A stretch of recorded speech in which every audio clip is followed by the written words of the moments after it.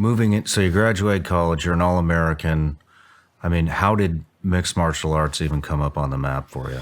So I was solely focused on being the best wrestler that I possibly could be in college until about my senior year. I was still focused on it, but that was when I started opening my mind to, well, my style of wrestling wasn't very slick and flowy and fluid. It was like a hammer. You know, it was absolutely in your face, headbutt you, smack you, make you hate the 7 minutes that you're wrestling me.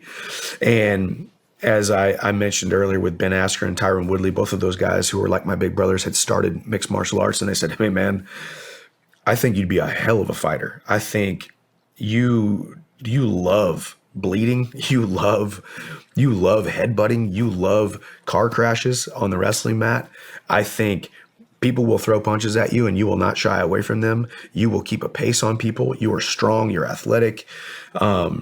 I think you'd be a hell of an MMA fighter. And I thought, well, yeah, I mean, I don't get paid to wrestle. I barely finally got a scholarship my senior year, a full ride where I was actually getting a check from the university. So I can go into mixed martial arts and I can basically do what we're doing with wrestling, hand-to-hand combat, except I get to punch and kick and knee and elbow people. And did you know how to do that yet? No, because people ask me, so did you, rough childhood, did you get in a lot of fights? And I never got in street fights. Quite frankly, I was afraid of getting in trouble. I was afraid of confrontation. I never would have gotten a fight at school. You were afraid of confrontation? Yeah, big time. I was totally not expecting big time. Like it scares me to death. Now, if something happens and I need to step up and be the guy and safeguard the helpless and protect people, yeah, it's in my nature. But when it comes to like me and you, all of a sudden we start to having a little confrontation here. Like my innate senses say, I'll let you win this one. That's fine. I'm not really worried about it, So never got in fights.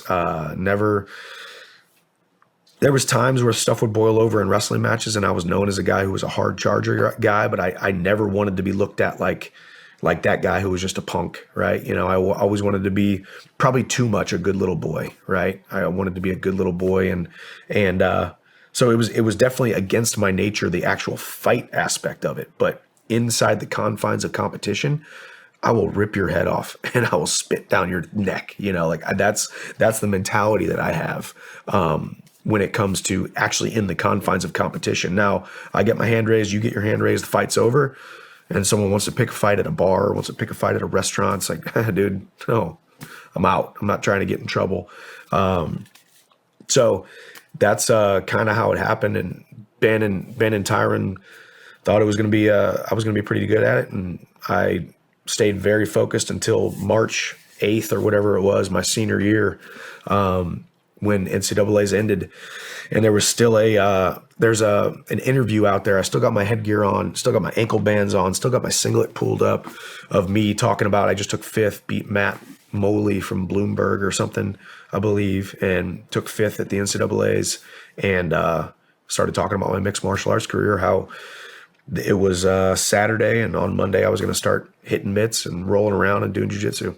No kidding. What year is this? This is 2009. March of 2009, graduated in May, and then fought my first fight August of 2009. Were you watching MMA? Were you watching Pride and UFC and that stuff? It's actually really funny. Once again, it goes back to how it all gets orchestrated by a higher power, man. I had one of my favorite human beings that I will ever come into contact with is a man named Raymond Jordan.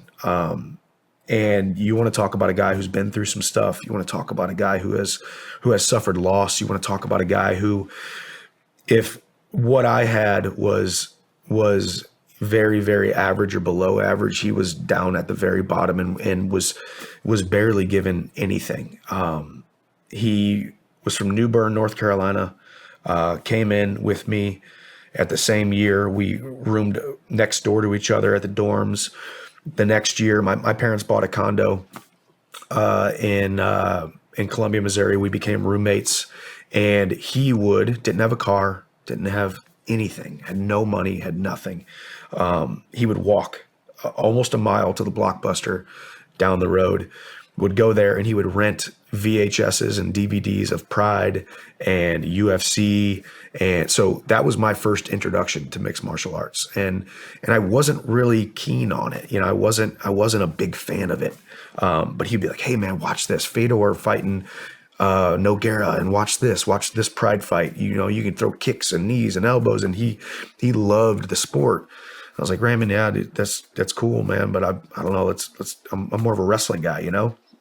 But he ended up becoming a couple-time All-American and just a sweet, sweet, amazing human being. And that was how I first I saw my first fight at my own house from a rented VHS or DVD from Raymond Jordan in Columbia, Missouri. And as I got a little bit older and watched Ben and Tyron start to transition into mixed martial arts, and, you know, you kind of want to do what your big brothers do, right? I looked at those guys as my big brothers. I'm like, okay, maybe I'll start taking more of a look at it. And Raymond would keep walking to Blockbuster, walking to Blockbuster. And that's how I kind of got introduced to it and started watching it a little bit. And we always thought Raymond was going to fight. I was like, man, I feel like Raymond, he loves the sport. And he was in Atlanta for a while, trained with Brian Stan, those guys in Atlanta, but never gave it a shot. But that's how I was introduced to it. Who did you look up to? Who did you like watching? Yeah, so the pro circuit. Yeah, so when I first kind of got into the sport, it was the heyday of Matt Hughes, George St. Pierre, Matt Serra. Frankie Edgar was a couple years older than me, another wrestler. Gray Maynard, a couple years older than me, another wrestler. Chael Sonnen. You know, obviously I gravitated toward and leaned towards the American wrestlers, right? Because that's who I was, and thought, hey, if they can do it, I can do it. Or if that's their style, I know what they went through in between the four walls of their wrestling room for 5 years at whatever college that they were at, or whatever Olympic training center they were training at. And so those were kind of the guys, and it was very interesting how I went from across the mat against Jordan Burroughs or Jordan Lean or some of these guys that I was wrestling, Mike Poeta, some of these guys I was wrestling in college, and thought, yeah, dude, I deserve to be here, but I don't deserve to beat you. Straight to walking into the sport of mixed martial arts.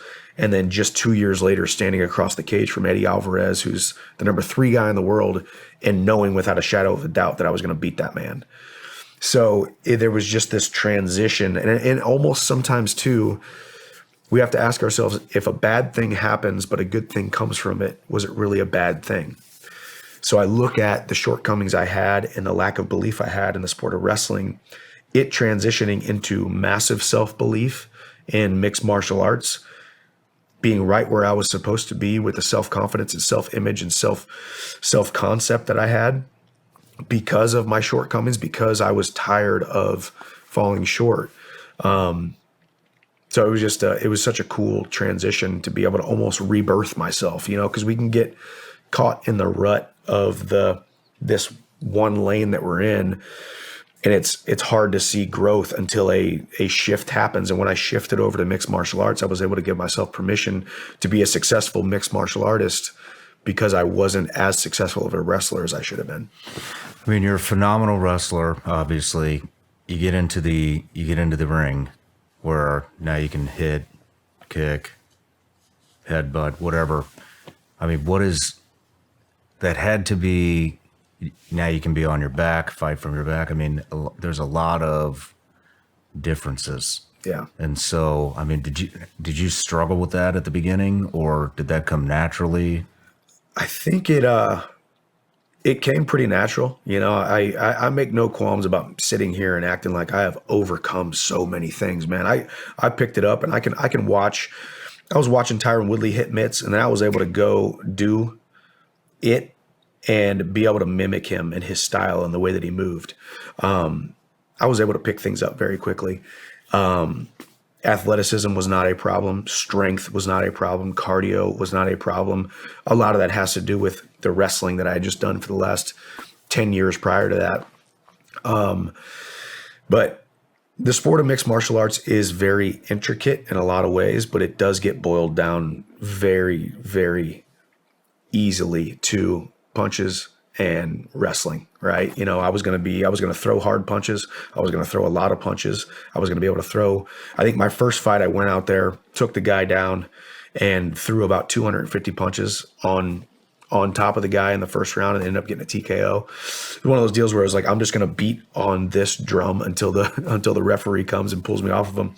And that's exactly what happened. Second fight, very similar.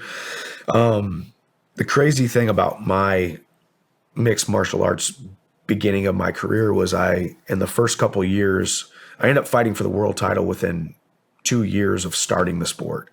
2 years? 2 years, yeah. So I was 12-0 with 9 first round finishes, which is great, but also not the best thing from a experience standpoint. You know, sometimes it's great. You want to go out there, get a knockout, collect your paycheck, and get out of there. But as you're starting, you need those rounds inside the cage. You need to feel the pressure. You need to be in competition. You need to get hit a couple times. You need to second guess yourself a little bit and be able to pull yourself out of a bad situation.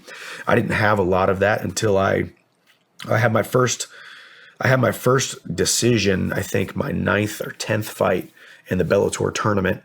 And then I had another decision, and then I had a quick finish. And then I fought Eddie, my 12th fight, who was the number 3 guy in the world for the Bellator world title in 2011. Started in 2009, fought for the world title in 2011. Wow.